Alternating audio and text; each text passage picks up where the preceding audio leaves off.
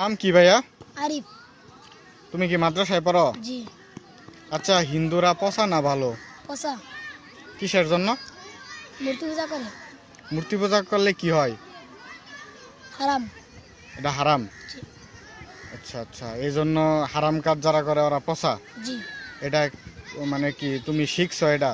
জি। আচ্ছা আচ্ছা, তুমি কোথা থেকে শিখছো এটা? মাদ্রাসা থেকে। মাদ্রাসা থেকে? মাদ্রাসার হুজুর বলছে যে জি। মূর্তি পূজা যারা করে ওরা পচা এবং মূর্তি পূজা হারাম কাজ।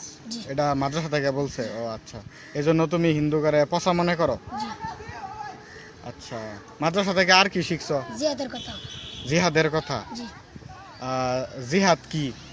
অমুসলিম অমুসলিমের সাথে যুদ্ধ করা। অমুসলিমের সাথে যুদ্ধ করা। জি। আচ্ছা আচ্ছা, এটাও তোমার মাদ্রাসা থেকেই হুজুর বলছে, শিখাইছে? জিহাদ কবে করবা? ইমাম মেহেদী চলে আসছে। ইমাম মেহেদী